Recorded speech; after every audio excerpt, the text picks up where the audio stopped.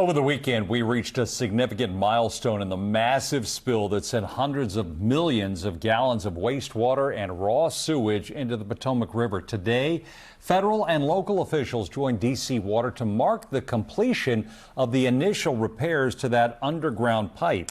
We also learned what's next in this months-long cleanup effort. News 4's Mark Seagraves has been following the story from the beginning and has the latest tonight.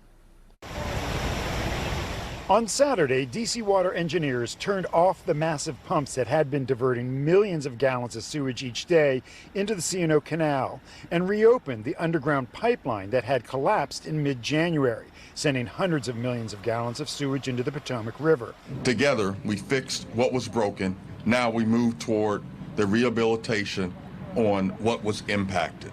Heavy snow, bitter cold, long hours, nothing deterred our crews and contractors.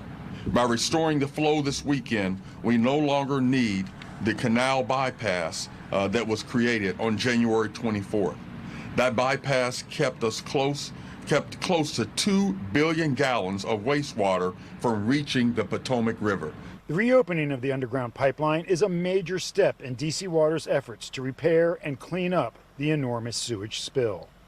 Drone video supplied by D.C. Water shows the section of the C&O Canal as the last gallons of sewage flow through it over the weekend. The National Park Service plans to open Violet's Lock upriver from the spill site to help flush out the canal. Officials say cleanup and restoration of this area is well underway. We have completed emergency remediation activities. You'll be hard-pressed to find a trace of spill along that footprint. Remaining cleanup and permanent repairs to the pipeline are expected to take several more months. While restrictions have been lifted in Virginia and D.C., Montgomery County, Maryland still has restrictions to avoid contact with the river. You heard David Gaddis from D.C. Water say that over the past 2 months, more than 2 billion with a B, gallons of sewage flowed through the C&O Canal here. Now it's time for the cleanup, and look at how it's being done by hand. Those crews are down, standing in inches deep of muck, vacuuming it up with that orange pipe. And take a look at what's been left behind on the base here.